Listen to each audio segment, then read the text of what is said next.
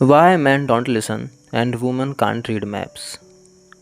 यह किताब इंसानी मनोविज्ञान के बहुत गहराई तक जाती है। यह किताब उन लोगों के लिए उपयोगी हो सकती है जो इंसानी दिमाग और उसकी रूह को बहुत करीब से देखना चाहते हैं। यह किताब एलन पीज और बरबरा पीज द्वारा लिखी गई है और यह बहुत ही फेमस साइकोलॉजिकल और रिलेशनशिप किताब है जो ये समझाने की कोशिश करती है कि जो पुरुष हैं और जो महिलाएं हैं उनके सोचने, बोलने और समझने के जो तरीके हैं उनमें अंतर कहाँ से आता है और उनमें मिसअंडरस्टैंडिंग्स आखिरकार हो क्यों जाती हैं। एलन पीज ऑस्ट्रेलिया के एक बहुत रिनाउंड कम्युनिकेशन इस एक्सपर्ट हैं और वो ऑथर भी हैं और वो बॉडी लैंग्वेज स्पेशलिस्ट हैं। इस बात से अंदाज़ा लगाया जा सकता है कि इस किताब में किन किन आइडियाज़ का इस्तेमाल किया गया है। कई सालों तक उन्होंने सेल्स, नेगोशिएशन और ह्यूमन बिहेवियर पर काम किया है। उनका जो मेन फोकस है वो ये समझने पर है कि लोग बिना बोले यानी नॉन वर्बल कम्युनिकेशन से संदेश कैसे भेजते हैं। बरबरा पीज उनकी पत्नी हैं, वो एक को-ऑथर हैं। वो भी ह्यूमन बिहेवियर और साइकोलॉजी पर काम कर रही हैं। इस किताब में उन्होंने खासतौर पर महिलाओं के पर्सपेक्टिव और रिलेशनशिप डायनामिक्स को जोड़कर बहुत बैलेंस से इस किताब को लिखा है। दोनों मिलकर एक हस्बैंड वाइफ रिसर्च टीम की तरह काम करते हैं, जिससे किताब में मेल और फीमेल दोनों पर्सपेक्टिव शामिल हो जाते हैं। उन दोनों ने इस किताब को लिखने के लिए बहुत ट्रैवल किया था, लगभग 2 या 3 सालों तक। 1998 में यानी 1998 में ये बुक पब्लिश हुई। यह दुनिया में वो समय था जब न्यूरोसाइंस और इवोल्यूशनरी साइकोलॉजी आम लोगों के लिए ज़्यादा एक्सेसिबल नहीं थी, हम उसको ज़्यादा देख नहीं सकते थे। ये जो दोनों कपल हैं, इन्होंने इस किताब को आसान भाषा में लिखा है ताकि आम लोग इसे आसानी से समझ सकें। इसमें बताने की कोशिश की गई है कि आखिरकार जो पुरुष और महिलाएं हैं वो अलग तरीके से सोचते क्यों हैं और उनकी कम्युनिकेशन में जो मिसअंडरस्टैंडिंग्स हैं वो क्यों होती हैं और रिश्तों में जो कॉन्फ्लिक्ट्स यानी संघर्ष हैं वो भी क्यों पैदा हो जाते हैं। ये किताब इंटरनेशनल बेस्ट सेलर बन गई है और कई भाषाओं में इसका ट्रांसलेशन हुआ है, लगभग 50 से ज़्यादा भाषाओं में। और इसकी लोकप्रियता का कारण यह था कि ये डेली लाइफ और रिलेशनशिप्स के एग्जाम्पल्स को रिलेट कर पा रहे हैं लोग इससे। तो चलिए इस किताब के 10 चैप्टर्स को वन बाय वन समझने की कोशिश करते हैं ताकि हमारी स्पिरिचुअल लाइफ अच्छी हो सके। Chapter 1, same species and different worlds, यानी एक ही प्रजाति लेकिन अलग अलग अनुभव। इस चैप्टर की शुरुआत एक विचार से हुई है कि पुरुष और जो महिलाएं हैं वो एक ही मानव प्रजाति से हैं, लेकिन उनका जो परसेप्शन ऑफ वर्ल्ड है यानी दुनिया को देखने का जो नज़रिया है वो काफ़ी अलग हो सकता है। राइटर्स के अनुसार जो पुरुष होता है यानी जो मैन होता है वो दुनिया को प्रॉब्लम्स एंड सॉल्यूशंस के रूप में देखने की कोशिश करता है, लेकिन जो महिलाएं होती हैं वो उनको रिलेशनशिप्स और कनेक्शंस के रूप में देखती हैं। जैसे अगर कोई पुरुष के सामने कोई समस्या आ जाए तो वो उसे लॉजिक से समझाने की कोशिश करेगा, लेकिन महिलाओं के सामने अगर समस्याएं आती हैं तो वो उनमें भावनाएं जोड़ती हैं। अब इसका मतलब यह नहीं है कि कोई सुपीरियर या कोई इन्फीरियर है, यानी पुरुष ऊपर है या महिला नीचे है, बल्कि ये तो एक प्रोसेसिंग स्टाइल्स है, उनके ब्रेन्स का अलग अलग होना है। इस चैप्टर में ये बताया गया है कि जो रिश्तों में ज़्यादातर जो मिसअंडरस्टैंडिंग्स होती हैं वो क्या कहा गया से नहीं होती हैं, बल्कि ये कैसे समझा गया से होती है। यानी पुरुष ने किसी समस्या को किस स्तर पे लिया है तो हो सकता है कि महिला ने उस समस्या को दूसरे स्तर पे लिया हो, या उनका ब्रेन अलग अलग हो सकता है। उदाहरण के तौर पर एक पुरुष किसी बात को सीधे सॉल्यूशन की तरह ले सकता है, जबकि महिला उसी बात को इमोशनल शेयरिंग के रूप में ले सकती है। इससे दोनों की जो बातचीत होती है वो अलग मीनिंग निकालती है। अब लेखक ये तर्क देते हैं कि जो पुरुष और महिलाएं हैं उनका जो मस्तिष्क यानी जो ब्रेन है उस जानकारी को अलग अलग तरीके से प्रोसेस करता है। अब जो पुरुष है उसकी जो टेंडेंसी यानी उसकी जो प्रवृत्ति होती है वो सिंगल टास्क फोकस पे होती है, यानी कि जिस वक्त वो एक काम कर रहे होते हैं तो बस वही काम कर रहे होते हैं, कहीं और उनका ध्यान नहीं होता। और लॉजिक और डायरेक्शन पर उनका ज़्यादा ध्यान होता है, प्रॉब्लम सॉल्विंग अप्रोच होती है। लेकिन महिलाएं थोड़ा इसके विपरीत होती हैं, थोड़ा अंतर देखने को मिलता है। वो मल्टीटास्किंग काम कर सकती हैं, यानी एक ही साथ में बहुत बहुत काम कर सकती हैं। अगर आपने देखा हो तो आप अपने घर में अगर महिलाओं से बात करने की कोशिश करें तो वो आपके सामने एक ऐसी लाइन बोलेगी जिसमें से आप 3 या 4 अर्थ निकाल सकते हैं। अगर उस लाइन का सच में मतलब समझना है तो एक महिला को आपको अपने बगल में बैठाना पड़ेगा। यह बस एक जनरलाइजेशन है, ये हर व्यक्ति पर लागू नहीं होता है। कई महिलाएं इसमें चूक जाती हैं और कई पुरुष इसमें अच्छे भी हो सकते हैं। अब इसमें इवोल्यूशनरी एक्सप्लेनेशन भी दी गई है, यानी विकासवादी कारण भी दिया गया है। अब इसमें लेखकों का जो तर्क है वो ये है कि प्राचीन समय में यानी एंशियंट टाइम में जो पुरुष थे वो शिकार करते थे और जो महिलाओं का काम था वो घर में रहने का था, यानी गैदरिंग और बच्चों की देखभाल और सोशल बॉन्डिंग बनाने पर था।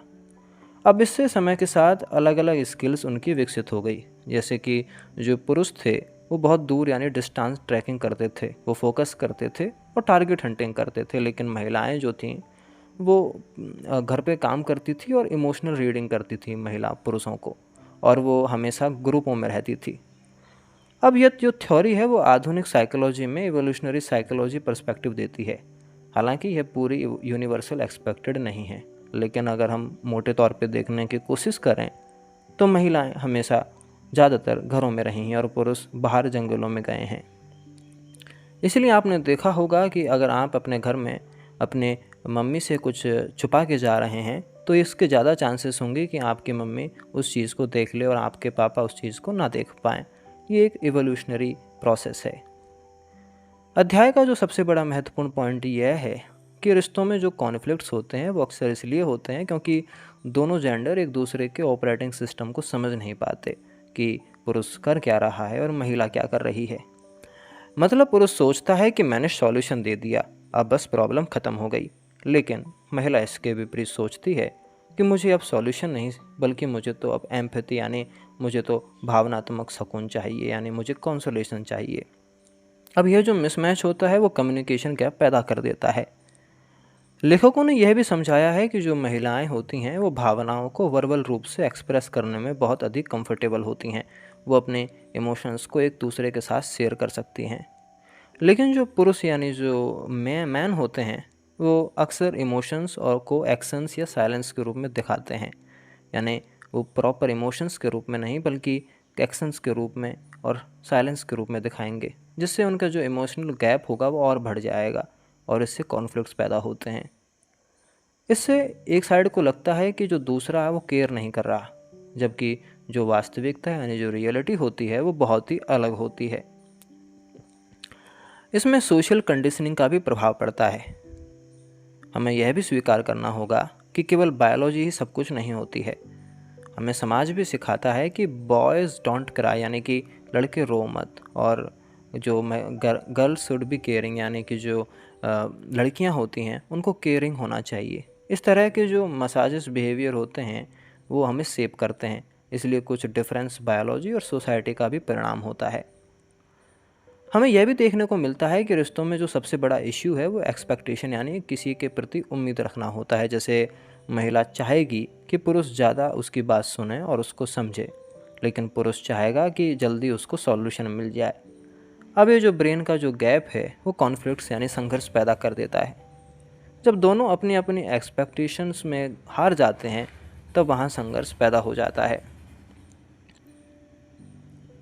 हमको ये देखने को मिलता है कि लोग इन डिफरेंसेस को समझ लें तो जो आर्ग्यूमेंट हो जाएंगे वो कम हो जाएंगे और आपके रिलेशनशिप्स में ये जो कॉन्फ्लिक्ट्स हैं वो भी बहुत कम हो जाएंगे और कम्युनिकेशन आपकी बेहतर हो सकती है और जो आपकी एम्पैथी है वो भी बढ़ जाएगी।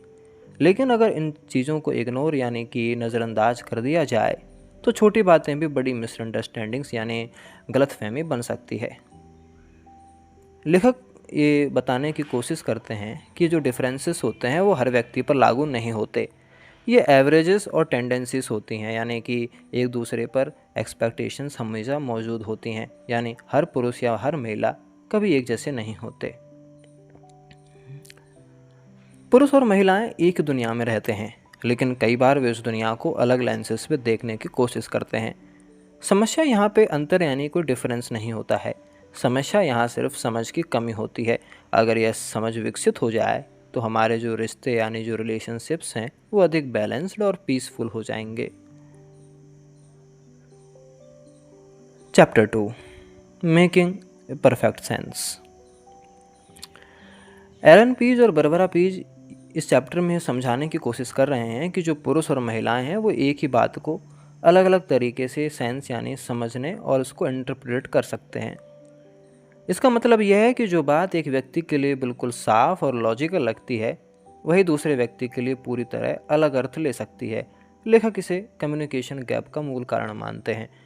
अगर आप अपनी रियल लाइफ में देखने की कोशिश करें, तो जिस स्तर पे आप अपने थॉट्स को समझने की कोशिश करेंगे, तो ये बहुत अंतर होगा कि आप अगर उसको दूसरों को समझाने के लिए जाएंगे, तो दूसरा उस तरह से नहीं समझ पाएगा जिस तरीके से आप अपने आप को समझ पा रहे हैं। इसलिए या तो आप बोलें नहीं, या फिर आप उसको समझने की कोशिश करें। इस चैप्टर की जो शुरुआत होती है वो इस विचार से होती है कि इंसान यह मान लेते हैं कि जो सामने वाला व्यक्ति है वो भी दुनिया को ठीक उसी तरह से देख रहा है जैसे वे खुद देख रहे हैं, लेकिन अंतर बहुत बड़ा होता है। वास्तविकता में हर व्यक्ति का जो परसेप्शन होता है, यानी कि दुनिया को लेकर जो उसका अनुभव होता है, वो उसके मस्तिष्क यानी ब्रेन के प्रोसेसिंग स्टाइल यानी कि सामाजिक कंडीशनिंग पर निर्भर करती है। इसी वजह से एक ही वाक्य या स्थिति दो लोगों के दिमाग में अलग अलग मीनिंग बना सकती है। लेखकों के अनुसार पुरुष अक्सर चीज़ों को प्रॉब्लम सॉल्विंग मोड में देखने की कोशिश करते हैं। जब वे कोई जानकारी सुन रहे होते हैं तो उनका जो दिमाग होता है वो तुरंत सॉल्यूशन ढूंढने लगता है। उनके लिए किसी बात का जो मतलब होता है वो अक्सर यह होता है कि मुझे अब क्या करना है, या इसका समाधान, या फिर इसका जो सॉल्यूशन है वो क्या होगा। इसीलिए वे बातचीत को भी लॉजिकल सीक्वेंस के रूप में देखने की कोशिश करते हैं। लेकिन इसके विपरीत अगर हम महिलाओं की रूह को देखने की कोशिश करें, उनके दिमाग में झांकने की कोशिश करें, तो महिलाएं अक्सर कम्युनिकेशन को केवल प्रॉब्लम सॉल्विंग के रूप में नहीं देखती, बल्कि वो इमोशनल कनेक्शन के रूप में भी देखती हैं। उनके लिए बातचीत यानी कम्युनिकेशन का जो उद्देश्य होता है वो सॉल्यूशन ढूंढना नहीं होता, बल्कि अनुभव साझा करना होता है, भावनाएं व्यक्त करना होता है और संबंधों को मजबूत बनाना होता है, रोब्यूस्ट बनाना होता है। इसलिए वे अक्सर डिटेल्स, इमोशंस और कॉन्टेक्स्ट पर अधिक ध्यान देती हैं। हमें ये भी देखने को मिला है कि जब पुरुष और महिला एक ही बातचीत में शामिल होते हैं तो दोनों अलग अलग एक्सपेक्टेशंस मोड में हो सकते हैं। उदाहरण के लिए फॉर एग्जांपल, यदि कोई महिला अपनी किसी समस्या के बारे में बात कर रही है तो वह केवल यह चाह सकती है कि सामने वाला उसे केवल सुन ले और उसे केवल समझ ले, बस यहीं ख़त्म हो जाए। लेकिन जो मैन होता है वो इसे टेक्निकल प्रॉब्लम की तरह लेकर तुरंत समाधान ढूंढने की कोशिश करने में लग जाता है। अब ये जो मिसमैच होता है वो कई बार गलतफहमियां पैदा कर देता है। लेखक इस बात पर भी जोर देते हैं कि जो कम्युनिकेशन में जो लिसनिंग होती है यानी जो सुनना होता है, वो केवल शब्द सुनना नहीं होता है। असली लिसनिंग तब होती है जब आप उसको गहराई से समझते हैं। यानी असली लिसनिंग का मतलब यह समझना है कि सामने वाला व्यक्ति वास्तव में क्या कहना चाहता है, या सलाह, समाधान, या सिर्फ भावनात्मक समर्थन देना चाहता है। जब यह डिस्टिंक्शन क्लियर नहीं होता, यानी जब यह अंतर स्पष्ट नहीं होता, तो रिश्तों में जो है फ्रस्ट्रेशन जमा हो सकती है, पैदा हो सकती है। हमें यह भी समझने को मिलता है कि इंसान की जो ब्रेन फिल्टरिंग सिस्टम होती है वो बहुत ही सिलेक्टिव होती है। हर व्यक्ति हर डिटेल को समान रूप से नहीं देख सकता। हम वही चीज़ें ज़्यादा नोटिस करते हैं जो हमारे लिए महत्वपूर्ण होती हैं। और इसका यही कारण है कि पुरुष और महिलाएं जो होती हैं वो एक घटना से अलग अलग कंक्लूजन्स निकालते हैं। कम्युनिकेशन की प्रॉब्लम्स अक्सर शब्दों की कमी नहीं होती, बल्कि इंटरप्रिटेशन यानी हम उसकी किस तरीके से व्याख्या करते हैं वो उसकी अलग अलग शैली पर डिपेंड करता है। एक व्यक्ति जो बात न्यूट्रल रूप में कहता है, निष्पक्ष होकर कहता है, तो दूसरा व्यक्ति उसे इमोशनल या क्रिटिकल रूप में समझने की कोशिश कर सकता है। अब यह जो अंतर होता है वो कई बार रिश्तों में अननेसेसरी कॉन्फ्लिक्ट्स यानी अनावश्यक संघर्ष पैदा करने पर मजबूर करता है। Meaning is not in words, it is in the interpretation, लेखक ने बताया। यानी शब्दों का जो अर्थ होता है वो हमेशा फिक्स्ड नहीं होता, बल्कि उसे सुनने वाले व्यक्ति का दिमाग उसे मीनिंग देने की कोशिश करता है। इसलिए जो आपकी कम्युनिकेशन हमेशा दो तरफा प्रोसेस होती है, जिसमें बोलने वाला और समझने वाला दोनों जिम्मेदार होते हैं। अगर लोग यह समझ लें कि पुरुष और महिलाएं अलग अलग तरीके से सोचते हैं, तो वे एक दूसरे से बेहतर तरीके से कम्युनिकेट कर सकते हैं। इसका मतलब यह नहीं कि किसी को बदलना है, बल्कि यह समझना है कि जो सामने वाला व्यक्ति है वो आपकी तरह नहीं सोच रहा है। इस चैप्टर का जो कंक्लूजन अगर हम देखने की कोशिश करें तो वो यही निकलेगा कि रिलेशनशिप्स में सबसे बड़ी जो समस्या होती है वो लैक ऑफ अंडरस्टैंडिंग नहीं बल्कि अजम्पशंस ऑफ सिमिलरिटी, यानी हर विचारों को अपने और दूसरे के साथ एक मान लेना होता है। जब हम यह मान लेते हैं कि सामने वाला व्यक्ति हमारी तरह ही सोचेगा, तभी गलतफहमियां शुरू हो जाती हैं। अगर आपने अपने फैमिली में ये सब देखा है तो आप जो सोच रहे हैं तो इसकी कभी एक्सपेक्टेशन मत रखें कि आपके पापा या मम्मी वही समझेंगे। हो सकता है कि उनके विचार अलग हों।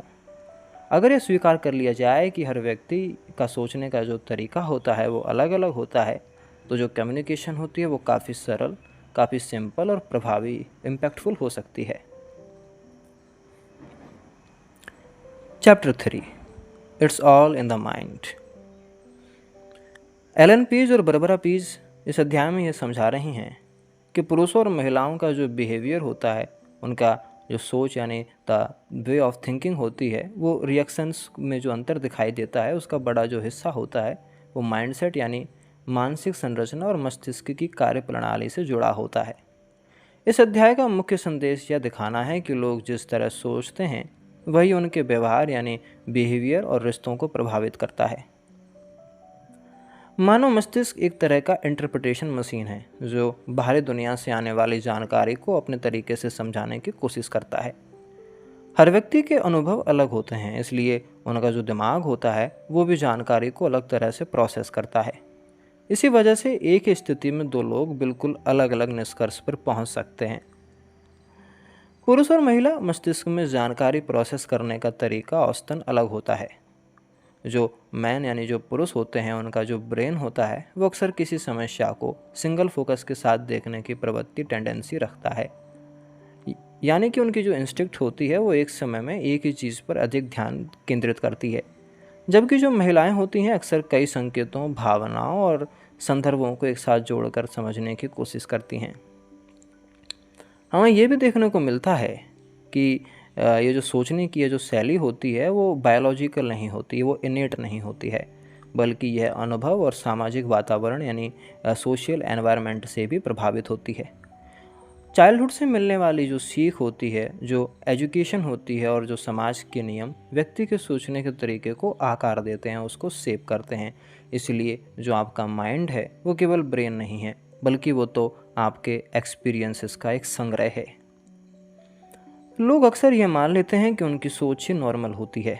जब कोई दूसरा व्यक्ति अलग तरीके से रिएक्शन देता है तो वे उसे गलत या अजीब यानी पेक्युलर समझ लेते हैं, लेकिन वास्तव में सच्चाई तो यह है कि वह सिर्फ अलग मानसिक मॉडल यानी मेंटल मॉडल का प्रयोग कर रहा होता है। पुरुष और महिलाएं इस तनाव यानी स्ट्रेस या समस्या के समय अलग अलग मानसिक मोड में जा सकते हैं। कुछ लोग तुरंत समाधान यानी सॉल्यूशन खोजने में लग जाते हैं, जबकि कुछ लोग पहले स्थिति को समझते हैं और भावनात्मक रूप से प्रोसेस करने की कोशिश करते हैं। अब ये जो अंतर होता है वो गलतफहमी पैदा कर सकता है, खासकर आपके रिश्तों में, आपके रिलेशनशिप्स में। एलन पीज और बरबरा पीज ने यह भी दिखाने की कोशिश की है कि जो हमारा माइंड रीडिंग होती है यानी बिना बोले दूसरे के विचार लेना जो होता है, यानी जो टेलीपैथी होती है, वो हमेशा संभव नहीं होती। फिर भी लोग अक्सर यह उम्मीद करते हैं कि उनका जो पार्टनर है वो उनके मन की बात समझ जाएगा। यही अनरियलिस्टिक एक्सपेक्टेशंस कई रिश्तों में डिसअपॉइंटमेंट यानी निराशा का कारण बन जाती है। हमारा जो दिमाग होता है वो सेलेक्टिव होता है। हम हर जानकारी को समान महत्व नहीं देते। हम वह ही चीज़ें ज़्यादा रखते हैं जो हमारे लिए इमोशनली या प्रैक्टिकली महत्वपूर्ण होती हैं। इंसान ज़्यादातर वही सुनते हैं जो उन्हें सुनना होता है। अगर उनके सामने कोई फैक्ट रख दिया जाए जो उनकी धारणाओं को चुनौती दे तो वो वहाँ नहीं जाते हैं। इसी कारण जो दो लोग होते हैं वो एक ही घटना को अलग अलग तरीके से याद करते हैं। वो ये भी कहते हैं कि कम्युनिकेशन की जो समस्या होती है, जो प्रॉब्लम होती है, वो अक्सर इंटेलिजेंस की कमी से नहीं होती, बल्कि वो मेंटल फिल्टर्स के डिफरेंसेस से पैदा होती है। हर व्यक्ति अपने अनुभवों के आधार पर शब्दों और घटनाओं की व्याख्या करता है, इसलिए जो मीनिंग होती है वो हमेशा व्यक्ति के दिमाग में बनती है, वहाँ शब्दों में नहीं बनती। यदि लोग ये समझ लें कि हर व्यक्ति का जो माइंड है वो अलग तरीके से काम करता है तो वे अधिक टॉलरेंट यानी सहनशील और अंडरस्टैंडिंग बन सकते हैं। इसका मतलब यह नहीं कि किसी की सोच बदलनी है, बल्कि इसका मतलब तो यह स्वीकार करना है कि अलग सोच भी कॉमन हो सकती है। रिश्तों और कम्युनिकेशन की सबसे बड़ी जो कुंजी यानी जो की है वो अवेयरनेस ऑफ मेंटल डिफरेंसेस है, यानी अपनी मेंटल डिफरेंसेस के प्रति जागरूक हो जाना। जब लोग ये समझते हैं कि सामने वाला व्यक्ति उनके तरह नहीं सोचता, तो वे कम अजम्पशंस यानी कम धारणाएं बनाते हैं और अधिक स्पष्ट संवाद करते हैं। वो किसी फैंसी में नहीं होते, वो कहीं इमेजिनेशन नहीं कर रहे होते हैं। और यही जो समझ होती है वो रिलेशनशिप्स को अधिक मजबूत और संतुलित बनाती है।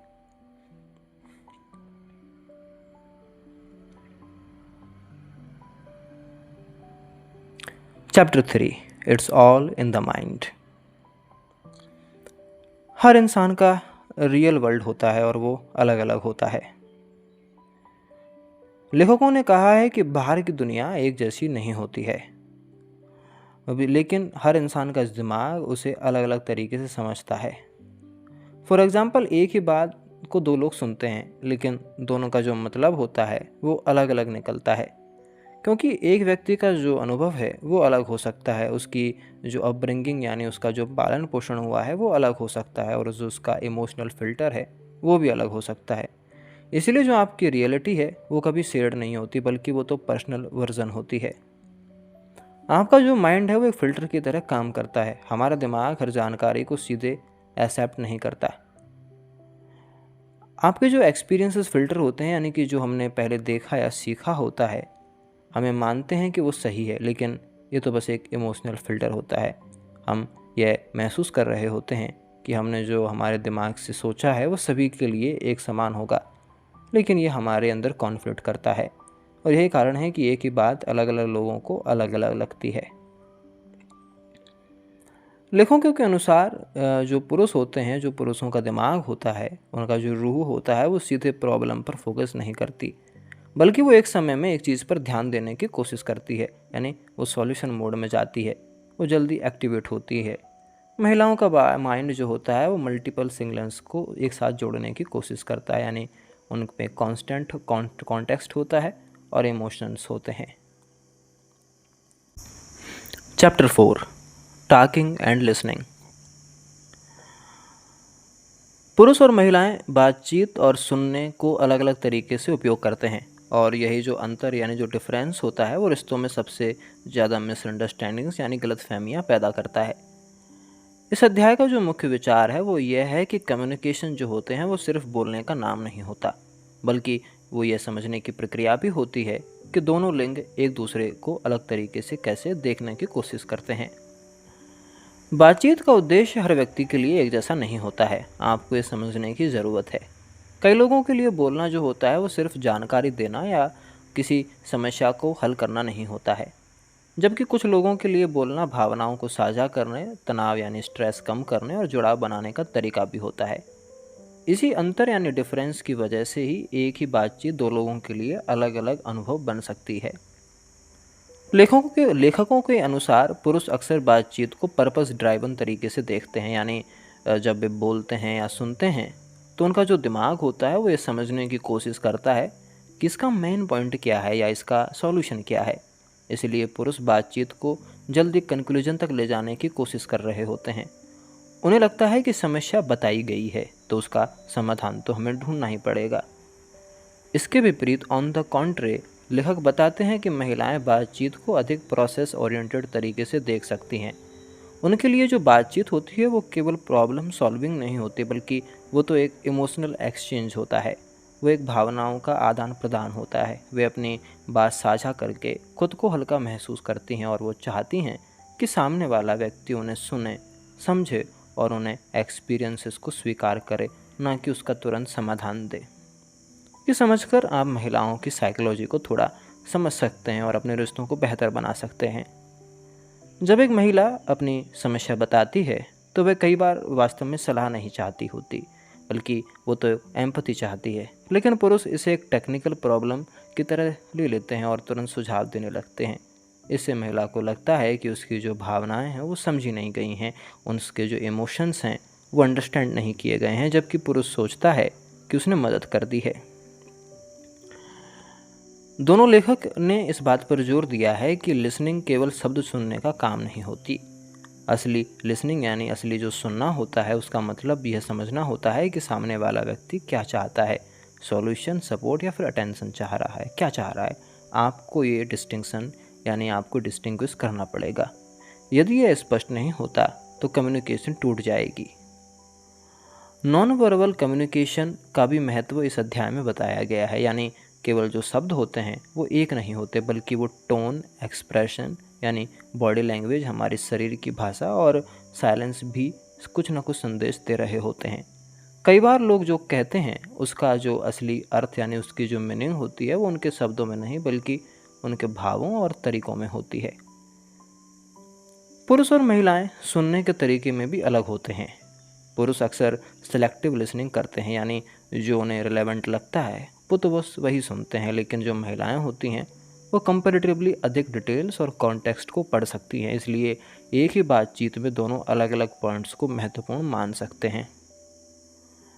रिलेशनशिप्स में सबसे बड़ी समस्या एडवाइस वर्सेस सिंपैथी का कॉन्फ्लिक्ट होता है, यानी आप सलाह लेंगे या किसी को सहानुभूति देंगे। एक पक्ष तो सलाह देना चाह रहा है जबकि दूसरा केवल समझना चाहता है। जब यह मिसमैच होता है तो दोनों को लगता है कि दूसरा व्यक्ति उन्हें समझ नहीं रहा। लेखक यह भी बताते हैं कि इफ़ेक्टिव कम्युनिकेशन के लिए यह जानना ज़रूरी है कि सामने वाला व्यक्ति किस मोड में है। वो सिंपैथी चाह रहा है या फिर वो सॉल्यूशन चाह रहा है। क्या वह सॉल्यूशन चाहता है या फिर वो सिर्फ आपकी बातों को सुनना चाहता है, या फिर वो आपकी प्रेजेंस में आपकी एनर्जी फील्ड को महसूस करना चाहता है। अगर यह समझ आ जाए तो आधे जो कॉन्फ्लिक्ट्स यानी जो संघर्ष होते हैं वो अपने आप गायब हो जाते हैं। कम्युनिकेशन स्किल्स सीखी जा सकती हैं। अगर इस अध्याय का हमें सेंट्रल पॉइंट देखना है तो वो यही लाइन है, यानी यह कोई फिक्स्ड ट्रेट यानी कोई फिक्स्ड पर्सनैलिटी आपकी नहीं होती, बल्कि पुरुष अच्छे लिसनर नहीं हो सकते हैं, आपको समझने की ज़रूरत है। महिलाएं हमेशा इमोशनली रहेंगी, ये भी शामिल नहीं होता। जागरूकता और जो प्रैक्टिस होती है उनसे बेहतर कम्युनिकेशन आप कर सकते हैं। टॉकिंग और लिसनिंग दोनों एक ही प्रोसेस के दो हिस्से हैं, आपको समझना होगा, लेकिन जब लोग उन्हें अलग अलग उद्देश्यों से यूज़ करते हैं तो मिसअंडरस्टैंडिंग्स पैदा हो जाती हैं। अगर लोग ये समझ लें कि बातचीत का मतलब सिर्फ बोलना नहीं होता बल्कि सही तरीके से समझना भी होता है तो रिश्तों में काफ़ी सुधार आ सकता है। Chapter 5 spatial ability, maps, targets and parallel parking. पुरुषों और महिलाओं के बीच का जो स्थान यानी जो उनका बीच स्पेस होता है वो दिशा यानी डायरेक्शन, दूरी डिस्टेंस और वस्तुओं की स्थिति से समझने की क्षमता में औसतन कुछ अंतर यहाँ पे देखे जा सकते हैं। लेखक यह तरह के लॉजिक भी देते हैं कि इन अंतरों की जो जड़ें होती हैं वो विकास यानी एवोल्यूशन के इतिहास में छिपी होती हैं। उन्होंने ये भी बताने की कोशिश की है कि एंशियंट टाइम में जो पुरुष हैं वो मुख्य रूप से शिकार करते थे, उन्हें लंबी दूरी तय करनी पड़ती थी, रास्ते याद रखने पड़ते थे और लक्ष्य का पीछा करना पड़ता था। दूसरी ओर जो महिलाएं थीं वो सिर्फ भोजन, फल और जड़ी बूटियां एकत्रित करती थीं और सामाजिक संबंधों और बच्चों की देखभाल में अधिक समय देती थीं।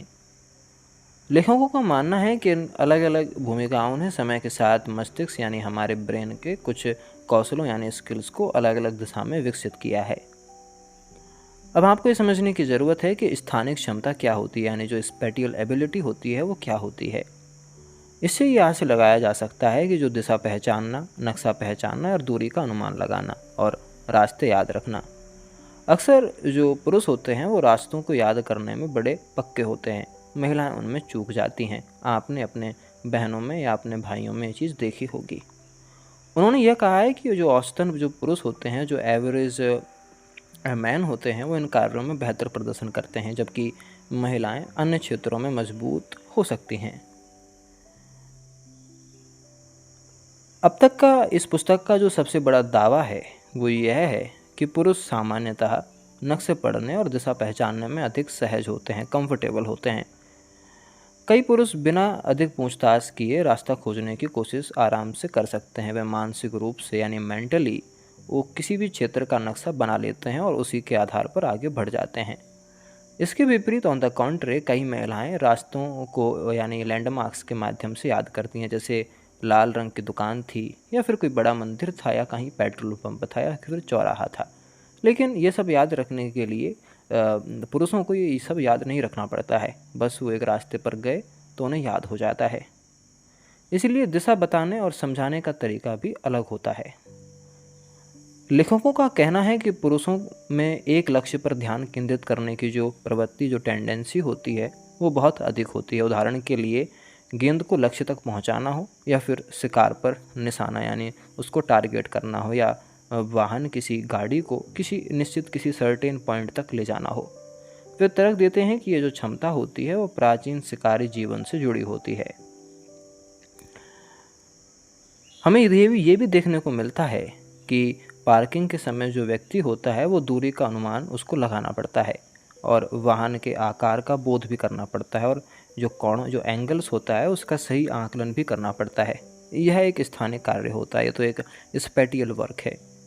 लेखक दावा करते हैं कि औसतन यानी जो एवरेज पुरुष होते हैं वो इस कार्य में बेहतर प्रदर्शन करते हैं। हालांकि यह एक सामान्य प्रवृत्ति के रूप में प्रस्तुत किया गया है, न कि हर व्यक्ति पर लागू होने वाले नियम के रूप में। उन्होंने पुरुष और महिला मस्तिष्क की संरचना के अंतर पर भी चर्चा की है। उनका कहना है कि जो पुरुष हैं वो अक्सर किसी समस्या को एक विशेष क्षेत्र पर केंद्रित फोकस कर देते हैं, लेकिन जो महिलाएं होती हैं वो विभिन्न प्रकार की सूचनाओं को एक साथ जोड़ने में अधिक सक्षम होती हैं। इस आधार पर हम ये कह सकते हैं कि वे दिशा ज्ञान यानी डायरेक्शन नॉलेज और स्थानिक कौशल यानी स्पैटियल स्किल में अंतर की व्याख्या करने का वो प्रयास करते हैं। अध्याय में कुछ मनोवैज्ञानिक परीक्षणों का उल्लेख किया गया है, जिनमें लोगों से कहा जाता है कि आकृतियों को मानसिक रूप में घुमाएं, या त्रिआयामी वस्तुओं की कल्पना करें, या फिर रास्तों की पहचान करें। उन्होंने कहा है कि ऐसे कई इन्वेस्टिगेशंस में पुरुषों का जो औसत स्कोर होता है, वो जो एवरेज स्कोर होता है, वो अधिक पाया जाता है। अब सवाल ये उठता है कि क्या सभी पुरुष और महिलाएं ऐसे ही होते हैं? यह पुस्तक बार बार औसत की बात करती है। इसका अर्थ यह नहीं है कि हर पुरुष दिशा ज्ञान में अच्छा होगा, हर पुरुष नक्शा पढ़ने यानी मैप्स याद रखने में अच्छा होगा, या हर महिला नक्शा पढ़ने में कमज़ोर होगी। वास्तविक जीवन में अनेक महिलाएं उत्कृष्ट पायलट यानी बहुत अच्छी पायलट भी होती हैं, इंजीनियर भी होती हैं, और आर्किटेक्ट यानी वास्तुकार भी होती हैं, और गाड़ियाँ चलाने वाली होती हैं। उसी तरह से जो कई पुरुष होते हैं वो दिशा ज्ञान में कमज़ोर होते हैं, या फिर वो सैफ होते हैं।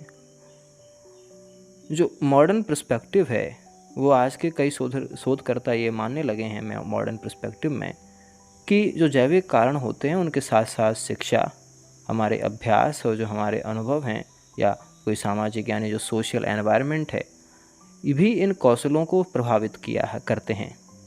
यदि किसी व्यक्ति को बचपन से वीडियो गेम, खेल, ड्राइविंग या तकनीकी गतिविधियों का अधिक अनुभव मिल जाए तो उसकी जो स्थानिक क्षमता होगी वो बेहतर हो जाएगी।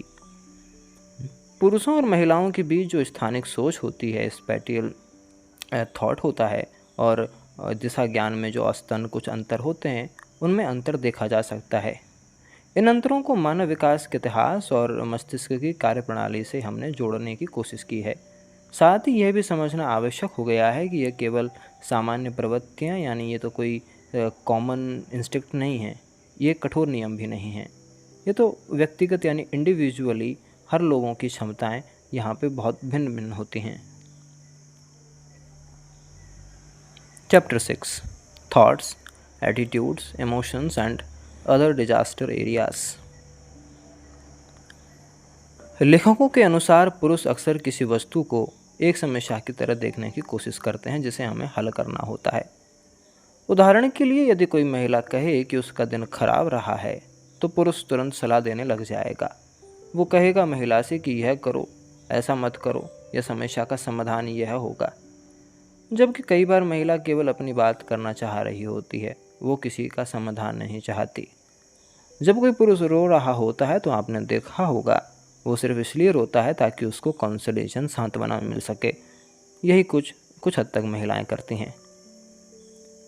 लेखकों ने तर्क दिया है कि इसी कारण कि से बातचीत के जो दौरान होते हैं, वो जो दोनों पक्ष होते हैं वो एक दूसरे को कभी कभी गलत समझ लेते हैं। महिलाएं सामान्यतः अपनी भावनाओं को शब्दों में व्यक्त करने में अधिक सहज, कंफर्टेबल होती हैं। वे दुख, अपने इमोशंस, अपनी एंग्जाइटी, अपने उत्साह यानी एंथुसिज्म, निराशा यानी डेस्पेयर, से ऐसी भावनाओं के बारे में अधिक खुलकर बात कर सकते हैं। दूसरी ओर जो कई पुरुष होते हैं वो अपनी ये भावना यानी इमोशंस को भीतर रखने की प्रवृत्ति रखते हैं और भावनात्मक चर्चा से बचते हैं। पुरुष और जो महिलाएं होती हैं वो अक्सर यानी ऑफन बातचीत को अलग दृष्टिकोण से देखने की कोशिश करते हैं।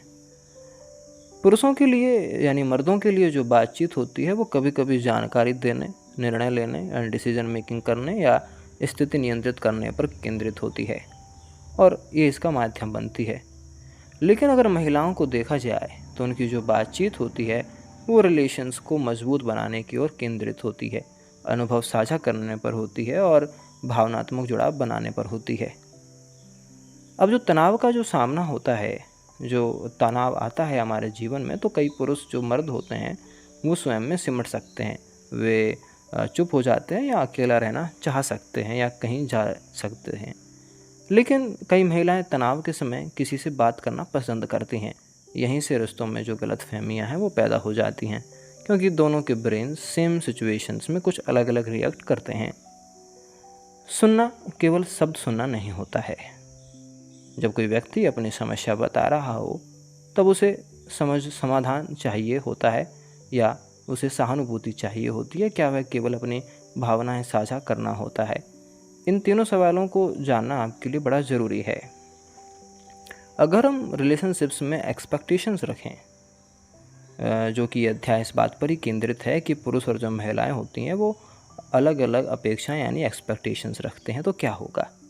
उदाहरण के लिए पुरुष सोचता है कि मैंने समस्या हल कर दी है इसलिए मैंने इसकी मदद की है, और महिला सोच सकती है कि मुझे समाधान नहीं बल्कि मुझे तो समझने की आवश्यकता थी, मैं जो बता रही थी तो मुझे बस सिंपैथी की आवश्यकता थी। दोनों अपने पर्सपेक्टिव से सही होते हैं, लेकिन जो संवाद, जो कम्युनिकेशन की जो कमी होती है वो संघर्ष पैदा कर देती है। लेखकों के अनुसार पुरुष और महिलाएं आलोचना को भी अलग तरीके से ले सकते हैं। राइटर्स का ये कहना है। राइटर्स ने कहा है कि कुछ लोग आलोचना को यानी क्रिटिसिज्म को व्यक्तिगत हमला मानते हैं, यानी कि किसी ने उन पर बुराई कर दी है, जबकि दूसरे इसे सुधार का सुझाव मानते हैं, क्योंकि क्रिटिसिज्म होना बहुत ज़रूरी है। अगर आपने डेमोक्रेसी में देखा हो और डेमोक्रेसी में क्रिटिसिज्म ना हो पर्टिकुलर पार्टी के लिए, तो वहाँ आप सप्रेस हो जाएंगे, आपको समझने की ज़रूरत है। लेकिन रिश्तों में यह जो अंतर होता है वो तनाव का कारण बन जाता है, इसलिए आपको समझना है कि कौन किस सिचुएशन में क्या कहना चाहता है और आप उसकी कितनी मदद कर सकते हैं।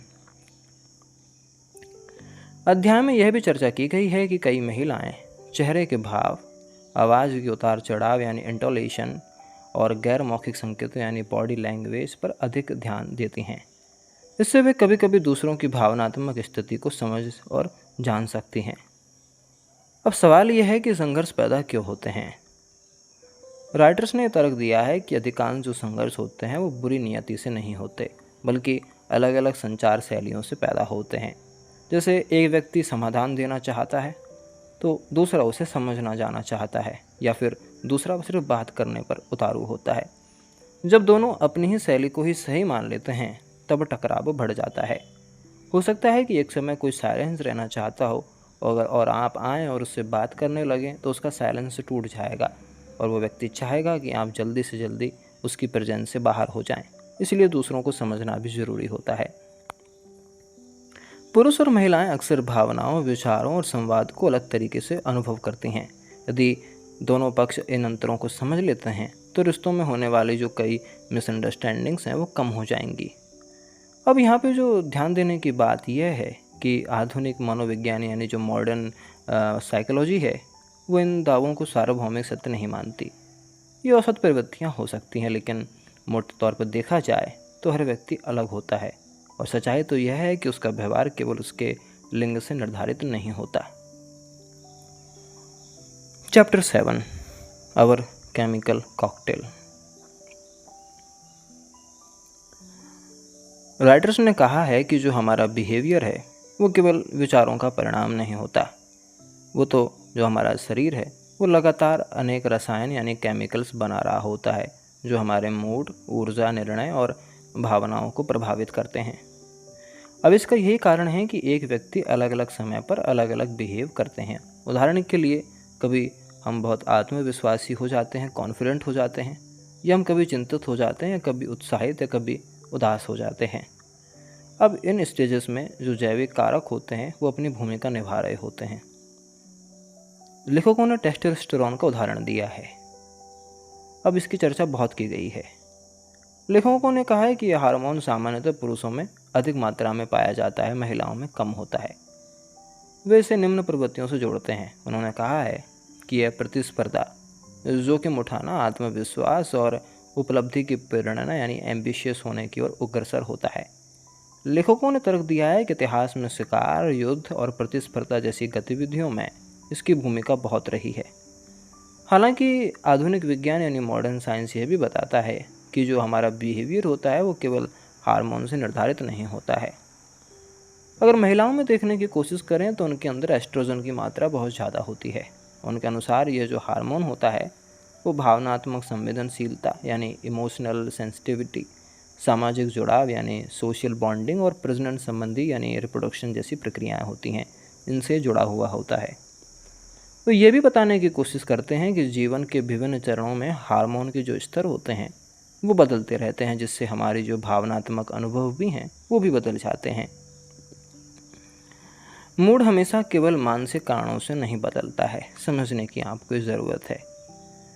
कभी कभी होता ऐसा है कि जो हमारी थकान या नींद की कमी या फिर जो स्ट्रेस होता है वो भी भावनात्मक स्थिति को प्रभावित करते हैं। लेखक ये सुझाव देते हैं कि लोगों को एक दूसरे के व्यवहार को समझते समय उन बातों का ध्यान रखना चाहिए। प्रेम और आकर्षण केवल कविताओं या भावनाओं का विषय नहीं है, वो केवल पन्नों के अंदर केंद्रित नहीं है। शरीर में कई रासायनिक प्रक्रियाएं यानी रिएक्शन, केमिकल रिएक्शंस भी इसमें भाग लेने की कोशिश करती हैं। जब लोग किसी के प्रति अट्रैक्टिव होते हैं, अट्रैक्शन में होते हैं, तब आपका उत्साह, बेचैनी या ध्यान का केंद्रित होना या बार बार उसी व्यक्ति के बारे में सोचना जैसी अवस्थाएं उत्पन्न हो जाती हैं।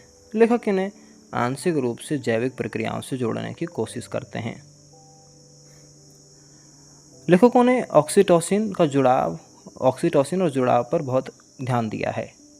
अध्याय में ऐसे रसायनों का भी उल्लेख किया गया है जो लोगों के बीच विश्वास और भावनात्मक निकटता बढ़ाने में भूमिका निभाते हैं। उन्होंने कहा है कि माता पिता और जो बच्चे का संबंध है, वो दीर्घकालिक जो प्रेम संबंध है और जो सामाजिक जुड़ाव है, इन सब में जो जैविक प्रक्रियाएं होती हैं उनका योगदान बहुत अच्छा हो सकता है। जब व्यक्ति तनाव में होता है, एंग्जाइटी में होता है, स्ट्रेस में होता है, तो शरीर में जो विभिन्न हार्मोन सक्रिय हो जाते हैं। इसका कॉन्सिक्वेंसेस ये होता है, रिपरकशंस ये होते हैं कि जो हमारी हृदय की गति होती है वो बढ़ सकती है, हमारी जो सतर्कता भी बढ़ सकती है और जो हमारा चिड़चिड़ापन होता है वो भी बढ़ सकता है। उन्होंने ये तर्क दिया है, ये रैशनलाइज किया है कि जो पुरुष और महिलाएं हैं वो तनाव की प्रतिक्रिया अलग अलग तरीक़ों से देते हैं। कुछ जैविक कारक प्रतिस्पर्धात्मक व्यवहार को प्रभावित कर सकते हैं, यानी किसी से कम्पिटिटिव हो सकते हैं, कंपैटिबल हो सकते हैं। कुछ लोग स्वाभाविक रूप से यानी नेचुरली अधिक प्रतिस्पर्धी होते हैं, कंपैटिबल होते हैं। कुछ लोग सहयोगात्मक शैली पसंद करते हैं। लेखकों का मानना है, राइटर्स का जो मानना है कि बच्चों की जो देखभाल होती है और जो संरक्षण होती है, इससे कुछ जुड़ी प्रवृत्तियां जो होती हैं वो जैविक आधार पर हो सकते हैं। उन्होंने तर्क दिया है कि मानव विकास के लंबे इतिहास में माता पिता की भूमिकाओं ने कुछ व्यवहारिक पैटर्न्स विकसित किए। हालांकि आधुनिक समाज यानी जो मॉडर्न सोसाइटी है उसमें ये भूमिकाएं पहले से ही तुलना में कहीं अधिक लचीली हो गई हैं, फ्लेक्सिबल हो गई हैं। राइटर्स ने यह स्वीकार करने की कोशिश की है कि हमारी संस्कृति, कल्चर, एजुकेशन, एक्सपीरियंसेस, फैमिली और जो इंडिविजुअल डिसीजंस होते हैं वो भी हमारे व्यवहार को गहराई से प्रभावित करने की ओर अग्रसर होते हैं। दो समान हार्मोन स्तर वाले लोग भी पूरी तरह अलग व्यक्तित्व रख सकते हैं। अगर किसी के हार्मोन समान हैं तो उनका मस्तिष्क अलग अलग तरह से उनकी रूह को बयां कर सकता है। मनुष्य का जो व्यवहार होता है, उसका जो बिहेवियर होता है वो केवल सोच या इच्छा शक्ति से नहीं बनता। हमारे शरीर में बनने वाले हार्मोन और अन्य रासायनिक संदेशवाहक भी यानी मैसेंजर भी हमारे इमोशंस को यानी आकर्षण और प्रतिस्पर्धा और तनाव और सामाजिक संबंधों को प्रभावित करते हैं। लेकिन लेखक यह भी संकेत देते हैं कि जो जीव विज्ञान यानी जो बायोलॉजी है और जो वातावरण यानी एनवायरनमेंट है, वो दोनों मिलकर मानव व्यवहार को शेप करते हैं। यही कारण है कि इस अध्याय का नाम अवर केमिकल कॉकटेल रखा गया था। इसका मतलब यह है कि हम सभी के भीतर अनेक जैविक और मनोवैज्ञानिक तत्व मिलकर हमारे अनुभवों और व्यवहार का निर्माण करते हैं। Chapter 8 boys will be boys but not always. पुरुषों और महिलाओं के व्यवहार में जो अंतर दिखाई पड़ता है, उनमें से कौन कौन से बायोलॉजिकल और कौन कौन से सोशल प्रभावों का जो परिणाम है वो हमारे ऊपर पड़ता है, इस अध्याय में यही चर्चा की गई है। हमें यह भी समझने की ज़रूरत है कि जो मनुष्य है, जो ह्यूमन है, वो केवल अपनी जैविक संरचना यानी बायोलॉजिकल स्ट्रक्चर से निर्धारित नहीं होता है, बल्कि समाज यानी सोसाइटी, फैमिली और एजुकेशन और कल्चर भी उसके व्यवहार को आकार देने में बड़ी भूमिका निभाते हैं। लड़कों और लड़कियों को जन्म के बाद से ही अलग अलग प्रकार के सामाजिक संकेत मिलने लगते हैं। उदाहरण के लिए लड़कों को अधिक साहसी बनने के लिए प्रोत्साहित किया जाता है कि वे अधिक करेजी बने। लड़कियों को अधिक सहयोगी और सेंसिटिव बनने के लिए प्रेरित किया जाता है ताकि वो लोगों को खुश कर सकें। समय के साथ ये जो एक्सपेक्टेशंस होती हैं वो बच्चों के व्यवहार का हिस्सा बन जाती हैं। अब प्रश्न ये उठता है कि क्या बाद में दिखाई देने वाले सभी अंतर वास्तव में प्राकृतिक होंगे या उनमें सामाजिक प्रशिक्षण की भी कोई भूमिका होगी। राइटर्स का मानना है कि लगभग हर संस्कृति में पुरुषों और महिलाओं के लिए कुछ भूमिकाएं पहले से ही निर्धारित की जाती रही हैं, जैसे पुरुष मजबूत हो या पुरुष कम भावुक दिखे या फिर महिलाओं को अधिक देखरेख करने वाला समझा जाए या फिर महिलाओं को जो संबंध है उनमें उसको प्राथमिकता देनी चाहिए। जब कोई बच्चा बार बार ये संदेश सुनता है तो वह उन्हें अपने व्यक्तित्व यानी अपनी पर्सनैलिटी का हिस्सा बना सकता है। कई समाजों में लड़कों को बचपन से ये सिखाया जाता है कि उन्हें कमज़ोर नहीं दिखना चाहिए। उन्हें यह भी कहा जाता है कि रोने की कोशिश मत करो, मजबूत बनो और शिकायत कभी मत करो, कतई मत करो। अब परिणाम स्वरूप ये होता है कि कई बड़े पुरुष जो होते हैं वो बड़े होकर अपनी भावनाओं को व्यक्त करने में बड़ी कठिनाई महसूस करते हैं, इसलिए वो अंदर ही अपने फीलिंग्स को सप्रेस कर देते हैं और सप्रेस की हुई कोई भी चीज़ जब फूटती है तो वो आपके ग्रंथियों में जहर छोड़ने का काम करती है, लगभग इसी तरह से। लेखकों ने तर्क दिया है कि इसका अर्थ यह नहीं है कि पुरुष भावनाएं यानी इमोशंस को कम महसूस करते हैं, वे केवल उन्हें व्यक्त करने का अलग तरीका सीख लेते हैं। ये तो उनकी एक अपब्रिंगिंग का परिणाम होता है। लड़कियां अक्सर कम उम्र से ही सामाजिक संबंधों पर अधिक ध्यान देना सीख लेती हैं। वे बातचीत कैसे करनी है, सहयोग कैसे करना है, किसी को कैसे सैवेज रिप्लाई देना है, ये सब वो सीख लेती हैं। अब ये जो क्षमताएं होती हैं उनका अभ्यास वो अधिक कर सकती हैं। अब इससे अडल्ट जीवन में उनकी जो संवाद शैली होती है, जो कन्वर्सेशन स्किल्स होती है, वो अलग दिखाई दे सकती है, जो कि लड़कों की तुलना में बड़ी अच्छी होती है। अब ये सवाल उठता है कि क्या जीव विज्ञान यानी जो बायोलॉजी है, क्या ये महत्वपूर्ण है? क्या ये हमारे जो जेनेटिक्स हैं, क्या वो इसको निर्धारण करते हैं? जीव विज्ञान को हम पूरी तरह खारिज नकार नहीं सकते, उसको हम इग्नोर नहीं कर सकते हैं। लेखक मानते हैं कि जो हार्मोन्स होते हैं या फिर जो हमारे ब्रेन की स्ट्रक्चर यानी हमारे मस्तिष्क की जो संरचना होती है या हमारा जो विकासवादी इतिहास होता है, कुछ हद तक तो यानी एट सम एक्सटेंट ये हमको प्रभावित करता है। लेकिन वे यह भी बताते हैं कि केवल जीव विज्ञान से सब कुछ नहीं समझा जा सकता। यदि ऐसा होता तो सभी पुरुष एक जैसे और सभी महिलाएं एक जैसी होती, जबकि रियलिटीज में ऐसा कुछ नहीं होता है। राइटर्स ने यह कहा है कि व्यक्ति का जो अपना स्वभाव है वो भी बड़ा महत्वपूर्ण है। जैसे कुछ पुरुष ऐसे होते हैं जो अत्यंत बहुत ही ज़्यादा सेंसिटिव होते हैं और कुछ महिलाएं ऐसी होती हैं जो बहुत ही कंपेटेबल होती हैं, बहुत ही कॉम्पिटिटिव होती हैं, प्रतिस्पर्धी होती हैं। और कुछ लोग जो होते हैं वो लीडरशिप अच्छी करते हैं और उसको करना पसंद भी करते हैं। और कुछ लोग ऐसे होते हैं जो अपने आसपास में सहयोगी भूमिका में बड़े कंफर्टेबल होते हैं। लोगों के बीच में उनको उठना या बैठना पसंद होता है और लोगों को भी उनके आसपास बैठना या उनकी प्रेजेंस में रहना बड़ा अच्छा लगता है। इसलिए अगर हम ये देखें कि केवल लिंग के आधार पर किसी व्यक्ति का मूल्यांकन करना हमें पड़ेगा, तो कहीं ना कहीं ये गलत हो जाएगा। हमें यह भी समझना होगा कि आधुनिक समाज में पारंपरिक भूमिकाएं तेजी से बदल रही हैं। आज महिलाएं वैज्ञानिक हो गई हैं, वो सैनिक भी हैं, पायलट भी हैं और वो बिजनेस वूमेन भी बन गई हैं। और इसी के साथ जो पुरुष हैं वो बच्चों की देखभाल भी कर रहे हैं, पुरुष घर का काम भी करते हैं और जो पुरुष होते हैं वो इमोशनली अधिक खुलने की कोशिश भी कर रहे हैं। अब ये जो चेंजेबिलिटी है वो ये दिखा रही है कि जो ह्यूमन बिहेवियर है वो पहले की तुलना में कहीं अधिक लचीला यानी फ्लेक्सिबल हो गया है। हमारे अंदर कुछ गुण महिलाओं के हैं तो कुछ पुरुषों के हैं महिलाओं के अंदर। इस अध्याय में शिक्षा को यानी एजुकेशन को एक बहुत ही महत्वपूर्ण यानी इनएविटेबल कारक माना गया है। जब बच्चों को विभिन्न प्रकार के अनुभव दिए जाते हैं तो वे नई क्षमताएं, नई कैपेबिलिटीज़ विकसित कर सकते हैं। जैसे यदि लड़कियों को तकनीकी गतिविधियों में भाग लेने का अवसर दिया जाए तो वे उनमें अच्छी खिल सकती हैं। यदि लड़कों को भावनात्मक संवाद सीखने का अवसर मिले, उनको ट्रेनिंग दिया जाए तो वे उसमें भी कुशल यानी स्किलफुल हो सकते हैं। अब इस प्रकार देखा जाए तो सीखना और अभ्यास करना प्राकृतिक सीमाओं को काफ़ी हद तक बदल देता है। अगर हम स्टेरियोटाइप्स यानी रूढ़िवादिता को देखने का काम करें तो लेखक एंड राइटर्स ने बताया है कि समाज में जो मौजूद जो धारणाएं यानी जो अजम्पशंस, डॉगमास ये होते हैं वो लोगों को बड़ा प्रभावित करते हैं। यदि किसी व्यक्ति से लगातार ये कहा जाए कि तुम्हें काम नहीं कर सकते तो उसके जो प्रदर्शन पर जो होगा वो बड़ा नेगेटिव प्रभाव पड़ेगा। ये ठीक उसी तरह से है कि जो धर्म हमसे कहते आ रहे हैं कि पिछले 5000 सालों से जो सत्य है, अगर किसी भी झूठ को पिछले 5000 सालों से दोहराया जाए तो उसकी बड़ी संभावनाएं होंगी कि आने वाली नस्लें उसको सच मानने लगें। अब हमें ये भी समझना होगा कि नकारात्मक प्रभाव जब व्यक्ति पे पड़ता है तो उसके विपरीत यदि प्रोत्साहन भी उसको मिले तो वह अपेक्षा से अधिक बेहतर प्रदर्शन भी कर सकता है।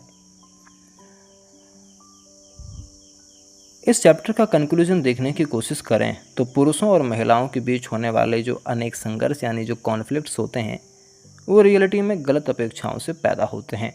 जब ये लोग ये मान लेते हैं कि सभी पुरुष ऐसे ही होते हैं या सभी महिलाएं वैसी ही होती हैं, तब वे व्यक्तिगत भिन्नताओं को इग्नोर कर देते हैं। आज कई मनोविज्ञान इस विषय को नेचर वर्सेस नर्चर के रूप में देखते हैं, यानी प्रकृति वर्सेस नर्चर, यानी हम किसी चीज़ को कैसे पालन पोषण करते हैं। इसका मतलब यह है कि जो नेचर है यानी जो जीन, हार्मोन या जैविक संरचना है, और जो नर्चर यानी जो पालन पोषण है यानी परिवार, संस्कृति, शिक्षा और अनुभव करना, ये सभी व्यक्ति का व्यवहार इन दोनों के संयुक्त प्रभाव से बनता है। अब हमें देखें कि पुरुष और महिला होने का जो अर्थ है वो केवल जैविक अंतर नहीं है, वो रहा भी नहीं है। समाज बहुत बदल चुका है, इंसान बदल रहा है। समाज, सोसाइटी, संस्कृति, शिक्षा और व्यक्तिगत अनुभव भी उतने ही महत्वपूर्ण अब हो गए हैं। लोग जन्म से कुछ प्रवृत्तियां लेकर आ सकते हैं, लेकिन उनका जो अंतिम व्यक्तित्व होता है वो जीवन भर मिलने वाले अनुभवों से आकार लेता है। इसलिए लेखकों ने यह कहा है कि लड़के हमेशा ऐसे ही होंगे, बल्कि यह है कि मानव व्यवहार अपेक्षा से कहीं अधिक लचीला होगा। बल्कि हमें समझना होगा कि लड़के हमेशा ऐसे ही नहीं होंगे और सिर्फ लड़कियां भी ऐसी ही नहीं होंगी, वो बदल रहे हैं। Chapter 9, man, women and sex. हमें समझने की आवश्यकता है कि पुरुषों और महिलाओं के बीच का जो आकर्षण है वो प्रेम या यौन संबंध, रोटोकिज्म यानी साथी चयन यानी मेट सिलेक्शन और रिश्तों की अपेक्षाओं पर बड़ा केंद्रित रहा है। लेखकों ने यह समझाने का भी प्रयास किया है कि जो हमारी जैविक या साइकोलॉजिकल और जो सामाजिक कारक हैं वो मिलकर लोगों के संबंधों को कैसे प्रभावित करते हैं। अब अगर देखा जाए तो इस सवाल खड़ा होता है कि आकर्षण आखिरकार जन्म लेता कहाँ से, वो शुरू कहाँ से होता है। राइटर्स के अकॉर्डिंग आकर्षण जो होता है वो केवल हमारी शारीरिक सुंदरता का विषय नहीं होता। इसमें कई तत्व यानी कई एलिमेंट्स शामिल होते हैं, जैसे हमारा व्यक्तित्व या फिर हमारा आत्मविश्वास या हमारी साझा रुचियाँ या हमारे भावनात्मक जुड़ाव। वो ये भी तर्क देते हैं कि पहली जो छाप होती है वो अक्सर दृश्य संकेतों से बनती है, यानी कैसे सिग्नल सिंबल से बनती है। लेकिन लंबे समय तक चलने वाले जो रिश्ते होते हैं वो केवल बाहरी आकर्षण पर आधारित नहीं होते। अध्याय में चर्चा की गई है कि लोग अक्सर ऐसे साथी की तलाश करते हैं जो उनकी कुछ महत्वपूर्ण आवश्यकताओं को पूरा कर सकें। जैसे अगर किसी को सुरक्षा चाहिए और ऐसा पार्टनर मिल गया तो इसकी बड़ी संभावनाएं होंगी कि भविष्य का हस्बैंड या वाइफ उनका वो न बनकर निकलेंगे।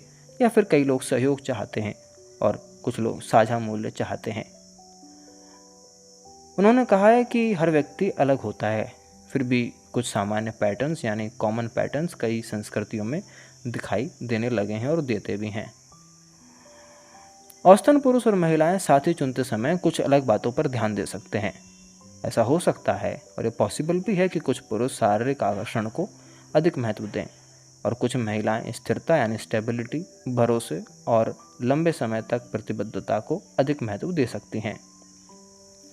हालांकि यह तो एक पुस्तक का दृष्टिकोण है, तो एक पुस्तक का पर्सपेक्टिव है।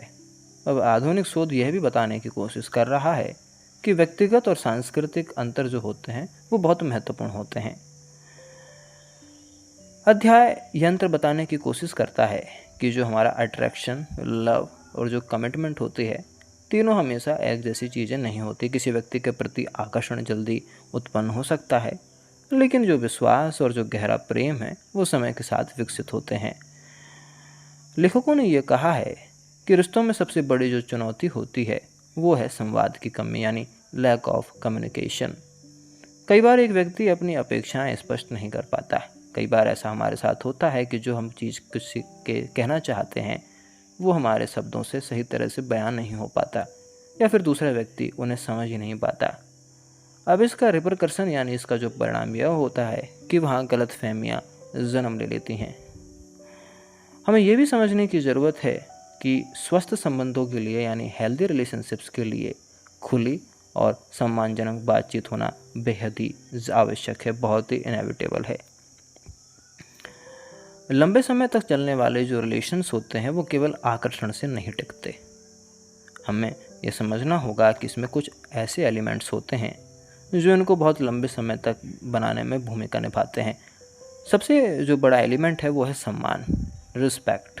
दूसरा है विश्वास यानी फेथ और सहयोग या फिर भावनात्मक सुरक्षा देना यानी इमोशनल डिफेंड करना। जब ये तत्व मजबूत होते हैं तो जो हमारा रिश्ता होता है वो अधिक स्टेबल हो जाता है। इस अध्याय में ईर्ष्या यानी जेलसी और असुरक्षा यानी इनसिक्योरिटी जैसे विषयों की भी चर्चा की गई है। उन्होंने ये कहा है कि ये जो भावनाएं होती हैं वो कई कारणों से उत्पन्न हो सकती हैं। जैसे किसी को खोने का डर उत्पन्न हो सकता है या फिर हमारे अंदर आत्मविश्वास की कमी हो सकती है या फिर विश्वास की समस्या हो सकती है, द प्रॉब्लम ऑफ फेथ भी हो सकता है या हमारे कुछ पिछले एक्सपीरियंसेस भी हो सकते हैं। उन्होंने ये बताया है कि इन भावनाओं को समझना और उन पर खुलकर बात करना बड़ा महत्वपूर्ण है। समय के साथ किसी भी संबंध में चुनौतियाँ आती हैं, या व्यस्त जीवन हो, तनाव हो, बच्चों की जिम्मेदारियाँ हों या बदलती प्राथमिकताएं या प्रायोरिटीज़ हों। हमें यह भी समझने की ज़रूरत है कि जो सफल रिश्ते होते हैं वे होते हैं जहां दोनों लोग परिस्थितियों यानी सर्कमस्टेंसेस के अनुसार स्वयं को ढालने का प्रयास करते हैं, स्वयं को सेव देने का प्रयास करते हैं। कई धारणाएं हमने मजबूत कर ली हैं, जैसे सच्चा प्यार हर समस्या हल कर देता है या फिर अच्छे रिश्तों में कभी विवाद, कभी कॉन्फ्लिक्ट्स, कभी डिस्प्यूट नहीं होते। राइटर्स ने कहा है कि वास्तविकता अधिक जटिल होती है। जो स्वस्थ रिश्तों में भी मतभेद होते हैं, हमने भी देखा है हेल्दी रिलेशनशिप्स में भी बड़ी फाइट्स हो जाती हैं। अब अंतर बस इतना होता है कि लोग जो होते हैं वो इन्हें कभी कभी संभाल लेते हैं और हर बार संभालने की कोशिश भी करते हैं। आकर्षण, प्रेम और संबंध जो होते हैं वो केवल जैविक प्रवृत्तियों से नहीं चलते, वो तो सिर्फ भावनात्मक यानी इमोशनल अंडरस्टैंडिंग्स, विश्वास यानी फेथ और संवाद यानी कम्युनिकेशन और आपसी सम्मान से भी चलते हैं। पुरुषों और महिलाओं के बीच कुछ औसत अंतर हो सकते हैं, लेकिन किसी भी रिश्ते की जो सफलता होती है वो अंततः दो व्यक्तियों के व्यवहार, मूल्यों और प्रयासों पर निर्भर करती है। Chapter 10, marriage, love and romance. प्रेम यानी जो लव है और जो विवाह है वो एक दूसरे से जुड़े हुए हैं, लेकिन वे बिल्कुल एक जैसी चीज़ नहीं है। राइटर्स ने कहा है कि प्रेम तो एक भावना है, वो तो एक इमोशन है, और जो हमारा विवाह है वो एक सामाजिक और व्यवहारिक व्यवस्था है। वो तो बस समाज के द्वारा तय किया गया एक खिलौना है हमारे लिए, जिसको हम खुशी से निभा सकते हैं। अब जो शुरुआती आकर्षण होता है वो किसी रिश्ते की शुरुआत कर सकता है, लेकिन अगर हमें किसी विवाह को बनाए रखना है तो हमें ये भी समझना होगा कि हमारे अतिरिक्त गुणों की भी हमें आवश्यकता होगी और उसकी पड़ेगी भी। रिश्तों की शुरुआत में लोग अक्सर अपने साथी की खूबियों पर अधिक ध्यान देते हैं, जैसे उत्साह उसमें अधिक होता है, और जो साथी होते हैं वो आदर्श लगते हैं, और जो कमियां होती हैं वो कम दिखाई पड़ती हैं। अब हमें ये समझना होगा कि ये जो स्टेज होती है वो स्वाभाविक यानी नेचुरल है, लेकिन ऐसा हमेशा नहीं होता। कभी कभी जो साथी होता है वो आदर्श की जगह हमें कुछ और लगने लगता है, और हमें जब कमियां कम दिखाई पड़ती हैं तो समय के साथ हो सकता है कि उसमें कमियां भी हमें देखने को मिल जाएं। समय के साथ यानी पैसेज ऑफ टाइम, जब लोग एक दूसरे के साथ अधिक समय बिताते हैं तो वास्तविक व्यक्तित्व सामने आने लगता है। उन्हें सामना करना पड़ता है कि अलग आदतों से, या फिर वो तो अलग ही सोच रखता था। जब आप किसी से अपनी ज़िंदगी में पहली बार मिलते हैं और आप उसी वक्त तय कर लेते हैं कि आपको इससे शादी करनी है, तो आप ये गलती कर रहे हैं। आपने अगर आप अपने अभिनेता को से प्यार करते हैं, और अगर आपको उसकी स्माइल से प्यार है, तो आप गलती कर रहे हैं, क्योंकि हो सकता है कि आप उसकी स्माइल से आप उसकी पूरी पर्सनैलिटी को छिपाने की कोशिश कर रहे हैं।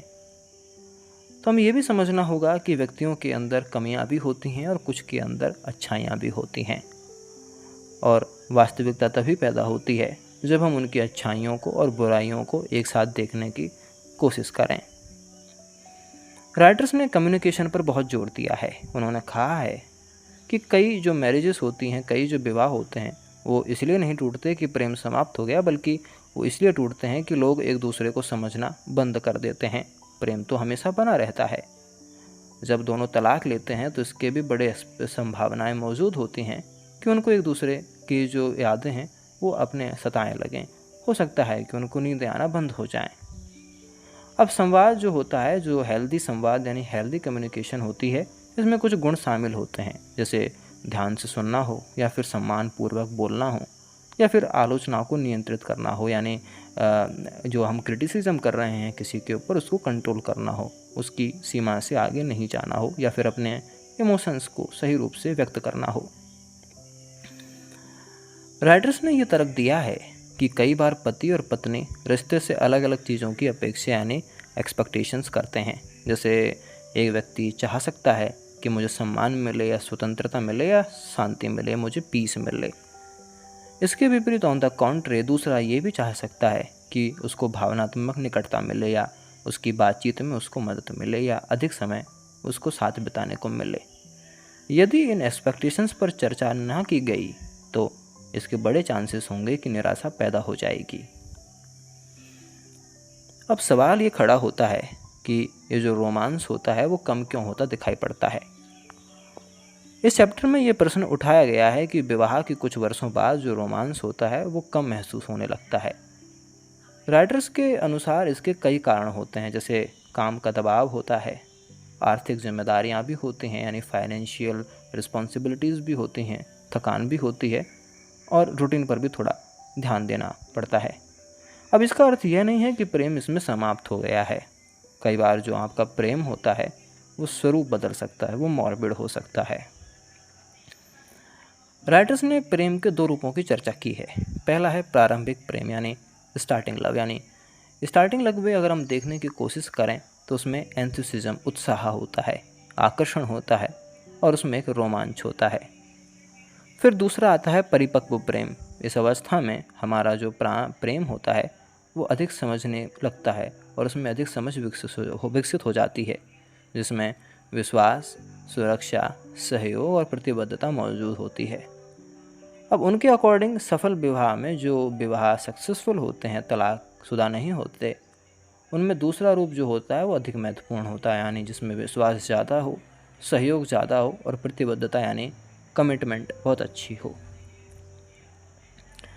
हमें यह भी स्वीकार करने की ज़रूरत है कि किसी भी विवाह में विवाद होना यानी कॉन्फ्लिक्ट यानी डिस्प्यूट होना नेचुरल है। मतभेद तो हो सकते हैं, ये हमारे जीन्स हैं, पैसों को लेकर हो, परिवार को लेकर हो, या समय को लेकर हो, या बच्चों को लेकर हो। महत्वपूर्ण बात यह नहीं है कि विवाद होता है या नहीं, बल्कि यह है कि उसे कैसे संभाला जाता है। हमें यह भी समझने की ज़रूरत है कि लेखकों के अनुसार प्रेम के साथ साथ सम्मान भी बड़ा नेसेसरी होता है। यदि दो लोग एक दूसरे की राय का सम्मान करते हैं, या व्यक्तिगत सीमाओं का सम्मान करते हैं, या व्यक्तिगत विकास का सम्मान करते हैं, तो रिश्ता जो होता है वो अधिक स्वस्थ बन जाता है। अगर आप इस बात को समझ गए कि जो आपका सफल विवाह है या आपकी जो सक्सेसफुल मैरिज है, उसका आधार आपका रोमांस नहीं है बल्कि आपकी ट्रू फ्रेंडशिप है, तो आपके जो रिलेशनशिप है वो बहुत अच्छी हो जाएगी। अच्छे साथी अक्सर अच्छे मित्र भी होते हैं, एक दूसरे का समर्थन भी करते हैं और कठिन समय में वो एक दूसरे के साथ खड़े होते हैं। राइटर्स ने बताया है कि आधुनिक समाज में यानी मॉडर्न सोसाइटी में विवाह की जो पारंपरिक भूमिकाएं हैं, कन्वेंशनल लॉज हैं, वो बदल रहे हैं। आज दोनों साथी काम कर सकते हैं, या दोनों घर की जिम्मेदारियां साझा कर सकते हैं, और दोनों बच्चों की भी देखभाल कर सकते हैं। इसलिए हमें समझना होगा कि पुराने जो नियम हैं हर रिश्ते पर लागू नहीं हो सकते। लंबे समय तक टिकने वाले रिश्तों में कुछ सामान्य तत्व यानी कुछ कॉमन एलिमेंट्स तो होते ही हैं, जैसे आप उनमें विश्वास ढूंढ सकते हैं, सम्मान देख सकते हैं, या फिर सहयोग देख सकते हैं, या धैर्य यानी एंड्योरेंस भी देख सकते हैं। अब ये जो गुण होते हैं, ये जो कैरेक्टरिस्टिक्स होते हैं, वो केवल प्रेम से अधिक महत्वपूर्ण साबित हो सकते हैं। विवाह और प्रेम केवल रोमांटिक भावनाओं पर नहीं टिकते। लेखकों ने अंतिम विचार अब साझा किया है। उन्होंने कहा है कि प्रारंभिक जो आकर्षण होता है, जो प्राइमरी अट्रैक्शन होता है, वो समय के साथ बदल सकता है, लेकिन यदि दो लोग संवाद, विश्वास, सम्मान और सहयोग बनाए रखें तो उनका जो संबंध है वो और अधिक गहरा हो सकता है। राइटर्स के अनुसार सफल विवाह का रहस्य सही व्यक्ति खोजने से अधिक सही तरीके से संबंध निभाने में छिपा है, और इस चैप्टर का यही एक मूल यानी एक कोर मैसेज है। एक और शानदार वीडियो में लौटते हैं।